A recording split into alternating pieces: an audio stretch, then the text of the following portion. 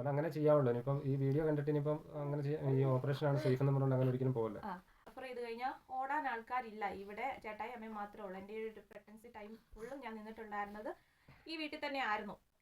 നിർബന്ധമായിട്ടും പെണ്ണിന്റെ വീട്ടിൽ തന്നെ ഫസ്റ്റ് ഡെലിവറി നടത്തുക, അങ്ങനെ ഒരു കോൺസെപ്റ്റിനൊക്കെ ഒരുപാട് ചേഞ്ച് ചെയ്തിട്ടുണ്ട്. ഞാൻ എൻ്റെ വീട്ടിൽ പോകാത്തതിന്റെ കാരണം ഞങ്ങൾ ലവ് സ്റ്റോറി പറയുമ്പോൾ തീർച്ചയായിട്ടും പറയും. ഇപ്പൊ ടോപ്പൊക്കെ കാണും, അങ്ങനെ എല്ലാം പുള്ളി എല്ലാം മനസ്സിലാക്കി വെച്ചിട്ടുണ്ട്. അപ്പൊ എൻ്റെ ഓരോ ചേഞ്ചസ് വരുമ്പോൾ പുള്ളിക്ക് അത് പെട്ടെന്ന് മനസ്സിലാവുമായിരുന്നു. അപ്പൊ അതനുസരിച്ച് സപ്പോർട്ട് ചെയ്ത് നിൽക്കാൻ ഇവിടെ അമ്മയും ചേട്ടായും ഒരേപോലെ. എനിക്ക് ഭയങ്കര പേടിയാണല്ലോ. അപ്പം ഭൂരിഭാഗം ആൾക്കാരും പുറമെ അല്ല എന്നുള്ള രീതിയിലായിരുന്നു ആളോട് അല്ലേ പറഞ്ഞിട്ടുണ്ടായിരുന്നു. പുറമെ സ്കാൻ ചെയ്തു, അത് കഴിഞ്ഞ് ഞാത്ത കഴിഞ്ഞ് പോകാൻ പിന്നെ അല്ലാതെ സ്കാൻ ചെയ്തേ.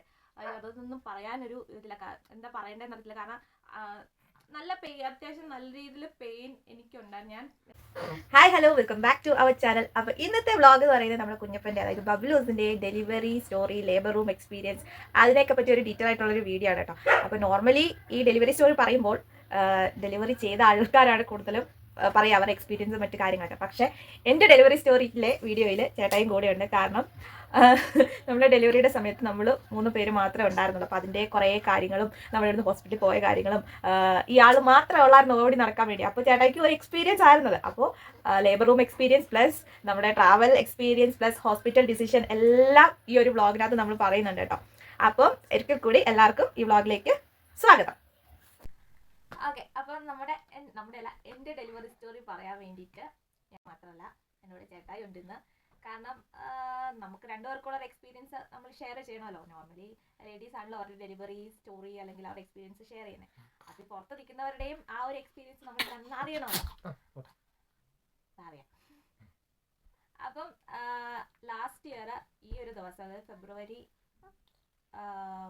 14th ആണ് നമുക്ക് ലാസ്റ്റ് പീരീഡ്സ് ആയത്. അതിനുശേഷം മാർച്ച് 17th നമ്മൾ ഒരു ഡൗട്ട് തോന്നിയിട്ട് പീരീഡ്സ് ലേറ്റ് ആയി. എനിക്കൊന്നൊരു 33 days ആയിട്ടുണ്ട്. അപ്പോൾ അത്രയും ലേറ്റ് ആവാറില്ല. അപ്പോൾ 33ാമത്തെ ദിവസമാണ് നമ്മൾ കാർഡ് ടെസ്റ്റ് നടത്തുന്നത്. അപ്പോൾ കാർഡ് ടെസ്റ്റ് നടത്തി. അപ്പോൾ ഒരു എന്താ ഒരു മിക്സ്ഡ് ഒരു എക്സ്പീരിയൻസ് ആയിരുന്നു. സന്തോഷമാണോ സങ്കടമാണോ അല്ലേ, എന്താ ഉണ്ടായിരിക്കുന്നത് അങ്ങനത്തെ ഒരു അവസ്ഥയായിരുന്നു. അപ്പോൾ നമ്മൾ ആ ഒരു ടെസ്റ്റ് ചെയ്യുന്നതിൻ്റെയൊക്കെ വീഡിയോ നമ്മുടെ ചാനലിൽ ചെറുതായിട്ടൊക്കെ അപ്ലോഡ് ചെയ്തിട്ടുണ്ട്. അതൊക്കെ പോയി കാണാം. അപ്പോൾ അങ്ങനെ 33ാമത്തെ പീരീഡ്സ് ലേറ്റ് ആയ 33ാമത്തെ ദിവസം നമ്മൾ ടെസ്റ്റ് ചെയ്ത് പോസിറ്റീവാണെന്ന് അറിഞ്ഞു. അത് പോസിറ്റീവാണെന്ന് അറിഞ്ഞ ആ സമയത്ത് എനിക്ക് കൂടുതലും ചിന്ത വന്നിട്ടുണ്ടായിരുന്ന ഡെലിവറി ആ ഒരു ടൈമാണ്. പിന്നെ നമ്മൾ എന്നെ സംബന്ധിച്ചുള്ള ഒരു ഇഞ്ചക്ഷൻ എടുക്കാൻ പോയാൽ പോലും കാറി അലറിക്കൊണ്ടാണ് പോവാറ്. ആ ഒരു ടൈപ്പ് ക്യാരക്ടറാണ് ഞാൻ. ഇപ്പോൾ ഒട്ടുമിക്ക എല്ലാവരും തന്നെ അങ്ങനെ പറയുന്നുണ്ട്, പെയിൻ സഹിക്കാൻ പറ്റത്തില്ലാത്ത ഒരു ആളാണ് നമ്മൾ, ആ ഒരു ടൈം ആകുമ്പോഴത്തേക്ക് എല്ലാം തരണം ചെയ്ത് പോകും എന്നൊക്കെ പറയുന്നുണ്ട്. പക്ഷെ എത്ര നമ്മുടെ ആ ഒരു കപ്പാസിറ്റി എന്താണെന്നുള്ളത് നമുക്കല്ലേ അറിയത്തുള്ളൂ. പെയിൻ സഹിക്കാനുള്ളതും അല്ലെ നമുക്ക് എത്രത്തോളം പേടിയുണ്ടെന്നുള്ള കാര്യങ്ങളൊക്കെ നമുക്കല്ലേ അറിയത്തുള്ളൂ. എത്ര പേര് സപ്പോർട്ട് ചെയ്യാനുണ്ടെന്ന് പറഞ്ഞാലും ആ ഒരു സമയം നമ്മൾ മാത്രമേ ഉള്ളൂ അല്ലേ. അപ്പോൾ എല്ലാവരും ഇങ്ങനെയാണ്, ഈ ഒരു പ്രോസസ്സിലാണ് വരുന്നത്. എല്ലാവർക്കും അവരവരുടെ ആ ഒരു ഡെലിവറി എക്സ്പീരിയൻസ് എന്ന് പറയുന്നത് ഒരുപാട് വ്യത്യാസമുണ്ട്, എല്ലാവർക്കും സിമിലർ ആയിട്ടുള്ളതല്ല. അപ്പോൾ അന്ന് പോയി നമ്മൾ മാർച്ച് 17th പോസിറ്റീവായി. മാർച്ച് 18th പോയി ഡോക്ടറെ കണ്ടു അല്ലേ. ഗവൺമെന്റ് ഹോസ്പിറ്റലിൽ ഒരു ഡോക്ടറാണ് ആദ്യം പോയി കണ്ടത്. പക്ഷെ എനിക്ക് ഗവൺമെന്റ് ഹോസ്പിറ്റലിൽ പോകാൻ ഒട്ടും താല്പര്യമില്ലായിരുന്നു. പിന്നെ അത് മാത്രമല്ല, നല്ലൊരു ഡോക്ടറാണ്. പക്ഷേ പുള്ളിക്കാരൻ ഞങ്ങൾ അന്ന് കണ്ടേ പിന്നെ പുള്ളി അത് കഴിഞ്ഞിട്ട് 2 മാസം 3 മാസം കഴിഞ്ഞിട്ട് കണ്ടാ വരുന്നത്. അതാണ് മെയിൻ പ്രശ്നം. അതുകൊണ്ടാണ് പോകാൻ താല്പര്യമില്ല. കാരണം ഡെലിവറിയുടെ ടൈമിൽ ഒന്നാമത് ഞാൻ നല്ലൊരു പേടിച്ചോറിയായി. അതിൻ്റെ കൂടെ ഈ ഡോക്ടേഴ്സും കൂടെ ആ ഒരു സമയത്തില്ല. നമ്മളെ എങ്ങോട്ടെങ്കിലും റെഫർ ചെയ്ത് കഴിഞ്ഞാൽ ഓടാൻ ആൾക്കാരില്ല. ഇവിടെ ചേട്ടായി അമ്മയും മാത്രമേ ഉള്ളൂ. എൻ്റെ ഒരു പ്രഗ്നൻസി ടൈം ഫുള്ളും ഞാൻ നിന്നിട്ടുണ്ടായിരുന്നത് ഈ വീട്ടിൽ തന്നെ ആയിരുന്നു. അപ്പോൾ ഇപ്പോൾ എനിക്ക് തോന്നുന്നു കോമൺലി ഇപ്പം ഇന്ന ഒരു മാസമൊക്കെ ഞാൻ വീട്ടിലേക്ക് പോവാം, ഫസ്റ്റ് ഡെലിവറി വീട്ടിലേക്ക് പോവാം, അങ്ങനത്തെ ഒരു പ്രോസസ്സ് കുറഞ്ഞ് വരുന്നുണ്ട്. ഇപ്പം നിർബന്ധമായിട്ടും പെണ്ണിന്റെ വീട്ടിൽ തന്നെ ഫസ്റ്റ് ഡെലിവറി നടത്തുക, അങ്ങനെ ഒരു കോൺസെപ്റ്റിനൊക്കെ ഒരുപാട് ചേഞ്ച് ചെയ്തിട്ടുണ്ട്. ഞാൻ എൻ്റെ വീട്ടിൽ പോകാത്തതിന്റെ കാരണം ഞങ്ങൾ ലവ് സ്റ്റോറി പറയുമ്പോൾ തീർച്ചയായിട്ടും പറയും. ഇപ്പോൾ ടോപ്പിക്കിൽ നിന്ന് വിട്ടോടെ നമ്മൾ ഡെലിവറി സ്റ്റോറിയാണ് പറയാൻ പോകുന്നത്, അല്ലെങ്കിൽ ഡെലിവറി എക്സ്പീരിയൻസ് ആണ്. ഓക്കെ, അപ്പോൾ നമ്മൾ ഡോക്ടറെ പോയി കണ്ടു കഴിഞ്ഞപ്പോൾ എനിക്ക് ഗവൺമെന്റ് ഹോസ്പിറ്റൽ എന്നുള്ളൊരു ഓപ്ഷൻ ഇല്ലായിരുന്നു. ചിലരൊക്കെ പറഞ്ഞു കേട്ടിട്ടുണ്ട് ആ ഒരു ടൈമിൽ മെയിൻ പ്രശ്നം ഡോക്ടർ ഇല്ലായിരിക്കും എന്നുള്ളതാണ്. പിന്നെ അവിടെ നിൽക്കുന്ന സിസ്റ്റേഴ്സ് ഒന്നാമതൊരു സ്ഥിരതയില്ല. അതായത് നേഴ്സുമാരോ മറ്റു സംഭവങ്ങളല്ല, നമ്മൾ ഡോക്ടേഴ്സ് എന്ന് പറഞ്ഞൊരു സ്ഥിരതയില്ല. നമ്മൾ ഇന്ന് കാണുന്ന ആൾക്കാർ പിറ്റേ ദിവസം ചെല്ലുമ്പം കാണണമെന്നില്ല. അപ്പോൾ എന്താണെന്ന് വെച്ചാൽ പിന്നെ നമ്മൾ അടിയന്തര ഘട്ടങ്ങളിൽ ചിലപ്പോൾ നമ്മൾ മറ്റുള്ള സ്ഥലങ്ങളിലേക്ക് പോകേണ്ടി വരും. കാരണം ഇത് ഞാനത് നിരന്തരമായിട്ട് കാണുന്നതാണ്. ഇപ്പോഴാണെങ്കിലും ഞങ്ങളുടെ കുഞ്ഞാവ ഉണ്ടായി കഴിഞ്ഞിട്ടാണെങ്കിൽ പോലും നമ്മൾ നിരന്തരമായിട്ട് കാണുന്ന ഒരു സംഭവമാണ്. നമുക്ക് ഹോസ്പിറ്റലിൽ ചെന്ന് കഴിഞ്ഞാൽ ഇപ്പം തേനി എന്നുള്ളൊരു ഇതാണ് സംഭവം. തേനി മെഡിക്കൽ കോളേജ് ഇവിടെ അടുത്താണൊരു 65 കിലോമീറ്റർ. അതായത് നമ്മൾ ഇടുക്കി ആ പൈനാവിലെ ആ ഹോസ്പിറ്റലിൽ ചെല്ലുന്നതിനേക്കാൾ മുന്നേ തന്നെ ഇവിടെ നമുക്ക് നെടുങ്കണ്ടത്തുനിന്ന് തമിഴ്നാട് സ്ഥലത്തെ തേനി മെഡിക്കൽ കോളേജ് ചെല്ലും. പിന്നെ അവിടെ എന്ന് പറഞ്ഞാൽ ഫുൾ ഫെസിലിറ്റിയും എല്ലാ സംഭവങ്ങളും ഉണ്ട്, കാര്യങ്ങളും എല്ലാം ഉണ്ട്. പിന്നെ അത് ഞാൻ ഇപ്പം എല്ലാവരും ഓർമ്മപ്പെടുത്തിയേ ഉള്ളൂ. കാരണം അത് നല്ലൊരു ഓപ്ഷനാണ്. നമുക്ക് എന്താ അടിയന്തര ആവശ്യം വന്നാലും നമുക്ക് പോകാനുള്ള നല്ല, അതായത് ഈ ഭാഗങ്ങളിൽ, ഞങ്ങളുടെ ഈ ഭാഗങ്ങളിൽ കേട്ടോ, മൊത്തത്തിലല്ല പറയുന്നത്, നമ്മുടെ ഈ ഭാഗങ്ങളിൽ നെടുങ്കണ്ടം അങ്ങനെ ഇടുക്കി കട്ടപ്പന അവിടെ തൊട്ടുള്ള ഒരു കാര്യം പറഞ്ഞതേ ഉള്ളൂ. അപ്പോൾ അങ്ങനെ നമ്മൾ കൺഫേം ചെയ്യാൻ വേണ്ടി ഹോസ്പിറ്റലിൽ പോയി. അന്ന് ചെന്നപ്പോൾ മാർച്ച് 18-ാം തീയതി നമ്മൾ ഡോക്ടറെ കണ്ടപ്പോൾ നമ്മൾ LMB വെച്ച് കാൽക്കുലേറ്റ് ചെയ്തപ്പോൾ 4 വീക്സ് + 5 ഡേയ്സ് ആയിട്ടുണ്ടായിരുന്നു. അപ്പോൾ 6 വീക്സ് ആവാതെ നമുക്ക് ഹാർട്ട് ബീറ്റ് മറ്റു കാര്യങ്ങളൊന്നും അറിയാൻ പറ്റില്ലല്ലോ. പിന്നെ ഞങ്ങൾ അന്ന് ഒരു പ്രാവശ്യം ഗവൺമെൻറ് ഹോസ്പിറ്റലിൽ പോയിട്ടുണ്ടായിരുന്നു. അത് കഴിഞ്ഞ് ഞങ്ങൾ പ്രൈവറ്റ് ഹോസ്പിറ്റലിലേക്ക് ചേഞ്ച് ചെയ്തു. അവിടെ ചെന്ന് അതായത് 18-ന് പ്രൈവറ്റ് ഗവൺമെൻറ് ഹോസ്പിറ്റലിൽ പോയി. എല്ലാം കൺഫർമേഷനും ഡേയ്സും എത്ര ഡേയ്സും വീക്സും ഒക്കെ ആയിരുന്നു. 2 ദിവസം കഴിഞ്ഞപ്പോൾ തന്നെ നമ്മൾ പോയി തോന്നല്ലേ പ്രൈവറ്റ് ഹോസ്പിറ്റലിലേക്ക്. അങ്ങനെ അവിടെ ചെന്നു. അവിടെ ചെന്നപ്പം ഫസ്റ്റ് സ്കാനിങ്ങിനുള്ള ഇത് എഴുതി തന്നു. April 1-നായിരുന്നു ഫസ്റ്റ് സ്കാനിങ്. അപ്പോൾ ഒന്നാമത്തെ കാര്യം എനിക്ക് ഭയങ്കര പേടിയുള്ളൊരു ആളാണ്. ഒരു ഇഞ്ചക്ഷൻ എടുക്കണമെങ്കിൽ പോലും ഞാൻ കാറിക്കൊണ്ടാണ് പോകുന്നത്. എൻ്റെ പേടി കാണുമ്പോൾ ഇഞ്ചക്ഷൻ എടുക്കാൻ വരുന്നവർക്കും മടിയാണ്. കാരണം കൈ വലിക്കുമോ, അങ്ങനെ എന്നെ കുത്താൻ ഉദ്ദേശിച്ചിട്ടായിരിക്കത്തില്ല ചിലപ്പോൾ കുത്ത് കിട്ടുന്നത്. അങ്ങനത്തെ ഒരു ക്യാരക്ടറാണ് എന്നെ. പുറത്ത് ഞാൻ അത്യാവശ്യം ബോൾഡായിട്ടുള്ള ഒരു രീതിയിൽ നിൽക്കുമെങ്കിലും പേഴ്സണലി ഇങ്ങനെയൊക്കെയാണ് എൻ്റെ ഒരു കാര്യങ്ങൾ. അത് ഇവിടെ ചേട്ടായിക്കും ചേട്ടയുടെ അമ്മയ്ക്കും എൻ്റെ വീട്ടിൽ നല്ലപോലെ അറിയാം. ഒരു ഹോസ്പിറ്റലൊക്കെ പോയി കഴിഞ്ഞാൽ അവർക്ക് നല്ലപോലെ അറിയാം. ഞാൻ പിടിച്ച് നിർത്തി, എനിക്ക് പനിക്കൊക്കെ ഇഞ്ചക്ഷന് വേണ്ടി കൈയും പിടിച്ച് നിർത്തി വരെ ഇഞ്ചക്ഷൻ എടുത്ത സിറ്റുവേഷൻ ഒക്കെ ഉണ്ടായിട്ടുണ്ട്. വഴക്കാട്ടോ, അതിൻ്റെയാണ് ഈ ഇടയ്ക്ക് ശബ്ദം കേൾക്കുന്നത്. അപ്പം അങ്ങനെ നമ്മൾ ഫസ്റ്റ് സ്കാനിങ്ങുള്ള ഡേറ്റ് വന്നു. അപ്പം ഇതിനെപ്പറ്റി സത്യം പറഞ്ഞാൽ എൻ്റെ ഒരു ഡെലിവറി ഈ ഒരു ടൈമിൽ ഞാൻ കൂടുതലും യൂട്യൂബ് അങ്ങനത്തെ കാര്യങ്ങളൊന്നും സെർച്ച് ചെയ്ത് ഇങ്ങനെയാണ് കാര്യങ്ങൾ എന്നൊക്കെ ഒന്നും ഞാൻ റിസർച്ച് ചെയ്യാൻ പോയിട്ടുണ്ടായിരുന്നില്ല.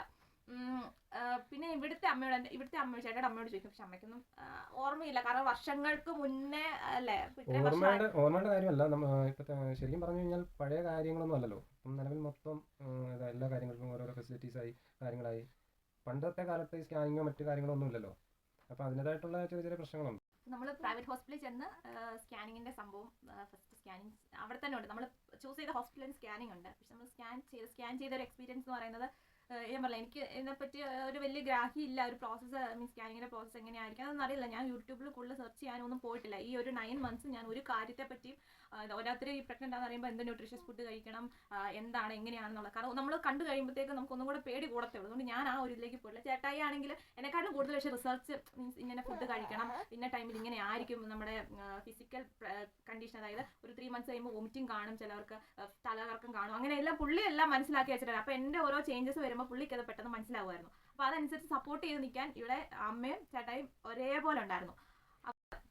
സ്കാനിങ്ങിൽ പോയി ഡേറ്റ് എടുത്തു. April 1 സ്കാനിങ് ഡോക്ടർ പറഞ്ഞു അവിടെ. പക്ഷേ ഇതിൻ്റെ ഒരു കാര്യം, ഫസ്റ്റ് സ്കാനിങ് ഇങ്ങനെ ആയിരിക്കും. എൻ്റെ ഒരു നെയ്ബർ, അത് ആ ടൈമിൽ ആളും പ്രഗ്നൻ്റ് ആണ്. അവർക്ക് മാർച്ചിലായിരുന്നു ഡെലിവറി നടന്നിട്ടുണ്ടായിരുന്നു. അല്ലാതെ സെക്കൻഡ് ബേബിയുടെ ടൈമിൽ ആ ആൾക്കും ഇങ്ങനത്തെ കാര്യങ്ങളൊന്നും വലുതായിട്ട് അറിയില്ലായിരുന്നു. ഫസ്റ്റ് പോകുമ്പം പറഞ്ഞു കൊടുക്കുക അങ്ങനെയൊന്നും അറിയില്ല. അപ്പം എന്നോട് ഇങ്ങനെ ജസ്റ്റ് പറഞ്ഞിട്ടുണ്ടായിരുന്നു ഇന്നയാണ് ആളുടെ എക്സ്പീരിയൻസ് എന്ന് പറഞ്ഞിട്ടുണ്ടായിരുന്നു. അപ്പോൾ അതെൻ്റെ മനസ്സിൽ കിടപ്പുണ്ട്. ഫസ്റ്റ് സ്കാനിങ് പുറമേ ആയിരിക്കും എന്നുള്ള രീതിയിലാണ് ഞാൻ പോകുന്നത്. പക്ഷേ ചേട്ടാ ഇത് നമുക്ക് ഓപ്പണായിട്ട് ചോദിക്കാൻ പറ്റുന്ന കുറേ ആൾക്കാരുള്ളതുകൊണ്ട് ചേട്ടാ ഓൾറെഡി ചോദിച്ചു വെച്ചിട്ടുണ്ടായിരുന്നു. അപ്പോൾ കുറേ പേര് പറഞ്ഞു പുറമെയാണ് ചെയ്യുന്നത്, അല്ലാതെ ആൾക്കാർ പറഞ്ഞു അല്ലാതെ സ്കാൻ ചെയ്യും എന്നൊക്കെ പറഞ്ഞിട്ടുണ്ടായിരുന്നു. അപ്പം ഒന്നാണ് എനിക്ക് ഭയങ്കര പേടിയാണല്ലോ. അപ്പം ഭൂരിഭാഗം ആൾക്കാരും പുറമേ അല്ല എന്നുള്ള രീതിയിലായിരുന്നു ആളോട് അല്ലേ പറഞ്ഞിട്ടുണ്ടായിരുന്നു. അതെന്ന് വെച്ച് കഴിഞ്ഞാൽ നമുക്ക് കുറച്ച് ഫ്രണ്ട്സ് കാര്യങ്ങളൊക്കെ ഉണ്ട്. അപ്പം അതിനകത്ത് കല്യാണം കഴിച്ചവരാണ് കൂടുതലായിട്ടും. അപ്പം 4 പിള്ളേർ വരെയുള്ള ആൾക്കാരുണ്ട്, 5 കേട്ടോ, 4 പിള്ളേർ വരെയുള്ള ആൾക്കാരുണ്ട്. അപ്പം അവരുമായിട്ടൊക്കെ നല്ല ഫ്രീ ആയിട്ട് ഇടപെടുന്നതുകൊണ്ടും നമുക്ക് എന്താവശ്യമുണ്ടെങ്കിലും ഞാൻ അങ്ങനെ ചോദിക്കും. എന്താവശ്യം എന്നല്ല, ഇങ്ങനെ ആവശ്യം വന്നപ്പോൾ ഞാനിങ്ങനെ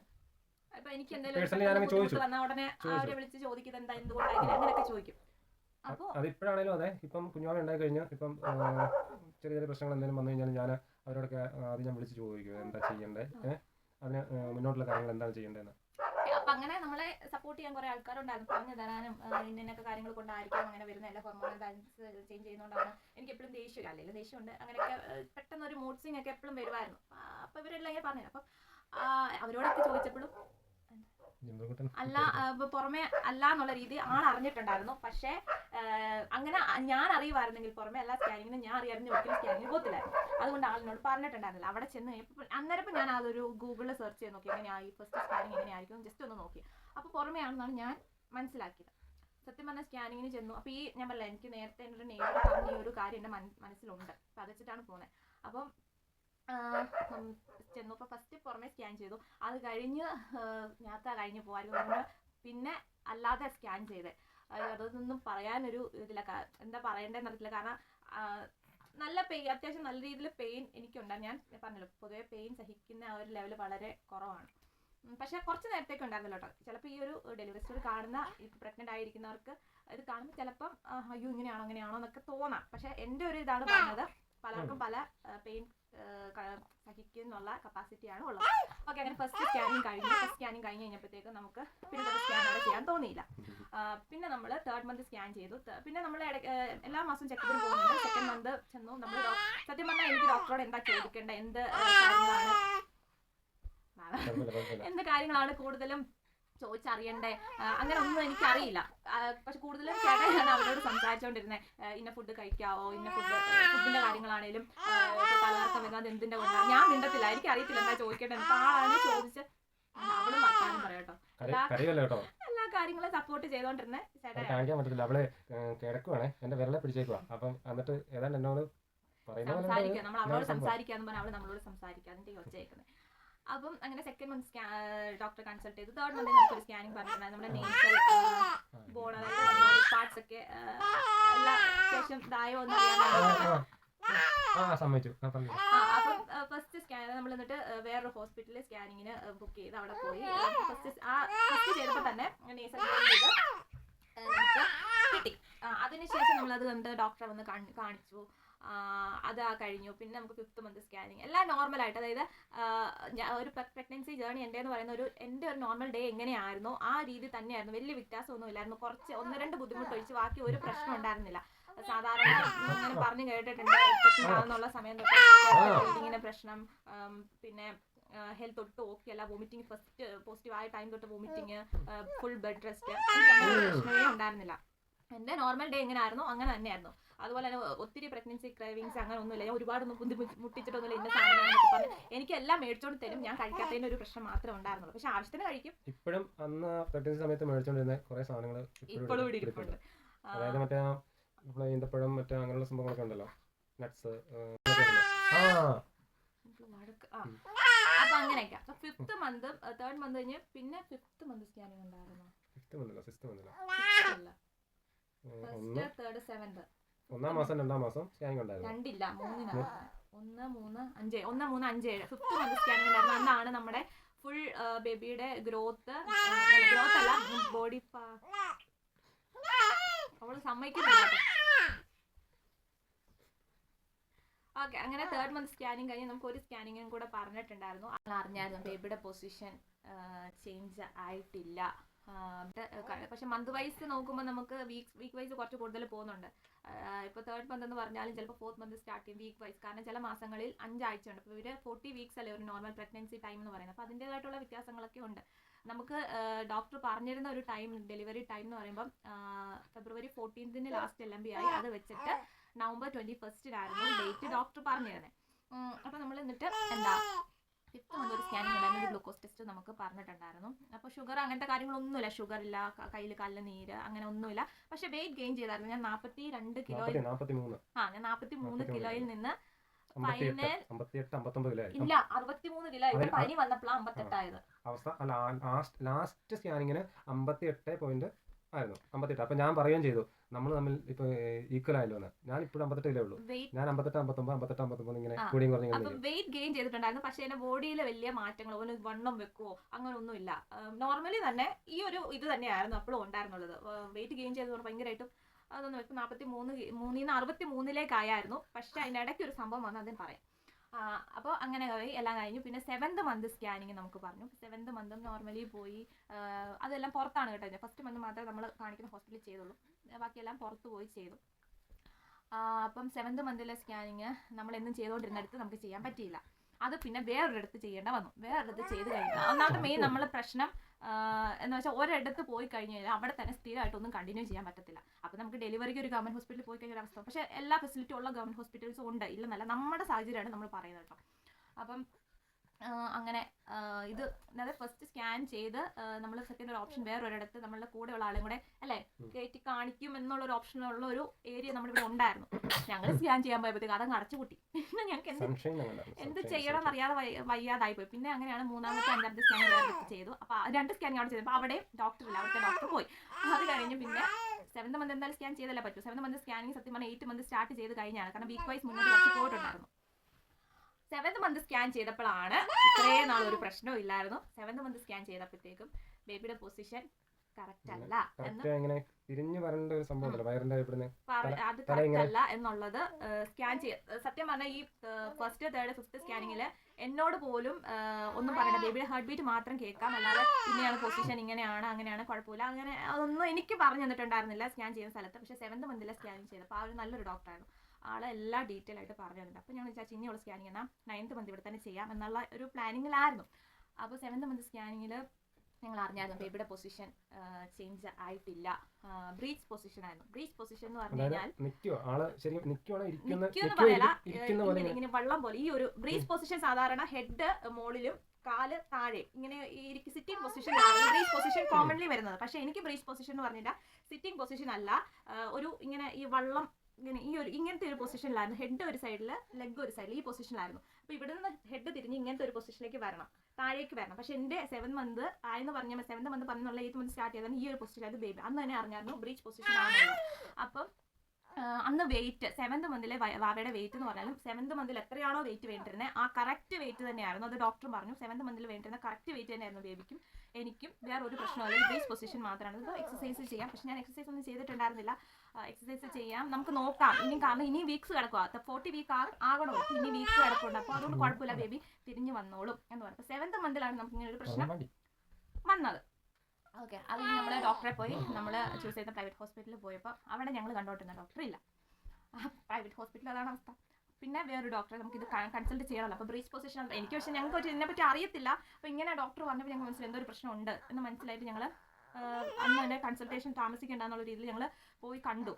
പക്ഷേ അപ്പം സ്കാൻ ചെയ്യുമ്പോഴും വീട്ടിൽ നിന്ന് ഒക്കെ ഇങ്ങനെ ചോദിക്കുന്നുണ്ട് എന്താ കുഴപ്പം. നമ്മൾ കുഴപ്പമുണ്ടെന്ന് അവരൊന്നും പറഞ്ഞിട്ടില്ല, ബ്രീച്ച് പൊസിഷൻ ആണെന്ന് പറഞ്ഞിട്ടേ ഉള്ളൂ. ബേബിയുടെ പൊസിഷൻ ചേഞ്ച് ചെയ്തിട്ടില്ല. ഈ ഒരു ടൈമിൽ കുറച്ചും കൂടെ ഡൗൺ ആവേണ്ടതാണ്, പക്ഷെ ഡൗൺ ആയിട്ടില്ല. അങ്ങനെ നമ്മൾ ഡോക്ടറെ കണ്ടു. ഡോക്ടർ കണ്ടപ്പോൾ 7th മന്തിൽ തന്നെ പറഞ്ഞു സി സെക്ഷൻ വേണ്ടി വരുമായിരിക്കും അല്ലേ, സി സെക്ഷൻ വേണ്ടി വരുമായിരിക്കും എന്ന് പേടിയാണോ? അത് എളുപ്പമല്ലേ, നോർമലിനെക്കാളും എളുപ്പമല്ലേ സിക്സ്? ഞാൻ പറഞ്ഞു നോർമൽ ആണെങ്കിലും സി സെക്ഷൻ ആണെങ്കിലും എനിക്ക് പേടിയാണ്.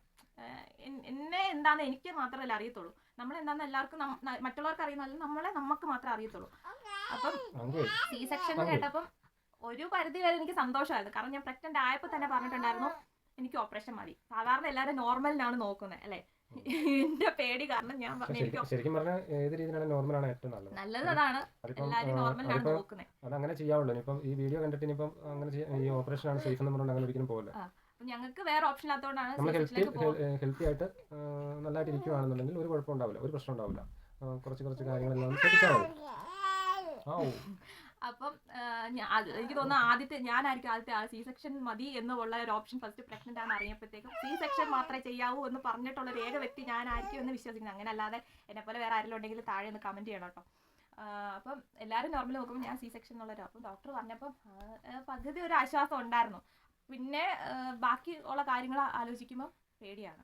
കാരണം നമുക്ക് ഫിനാൻഷ്യലി അത്രത്തോളം സ്റ്റേബിൾ ആവണം ആ ഒരു ടൈം കൊണ്ട്. എത്ര രൂപ നമ്മുടെ ഇതാക്കി വെക്കണം എന്നുള്ളൊരു കാൽക്കുലേഷൻ, പിന്നെ അതിൻ്റെയൊക്കെ പുറകെയായിരുന്നു നമ്മൾ കുറേ ഓടിക്കൊണ്ടിരുന്നത്. പിന്നെ ഓക്കെ 7th മന്ത് അപ്പോൾ ഡോക്ടറും പറഞ്ഞു ഇത്രയും വീക്കല്ലേ ആയിട്ടുള്ളൂ, നമുക്ക് മുന്നോട്ട് ഇനി ഉണ്ട്. അപ്പോൾ അപ്പോഴത്തേക്കും ഡൗൺ ആയി വന്നോളൂ. അപ്പോൾ ബ്രീച്ച് പൊസിഷൻ എന്ന് പറഞ്ഞാൽ എൻ്റെ ബേബിയുടെ പൊസിഷൻ ബ്രീച്ച് എന്ന് പറഞ്ഞാൽ തല മുകളിലും കാല് താഴെയല്ല, ഇങ്ങനത്തെ ഒരു പൊസിഷനായിരുന്നു ബ്രീച്ച് പൊസിഷൻ എന്ന് പറഞ്ഞായിരുന്നു ഇരുന്നിരുന്നത്.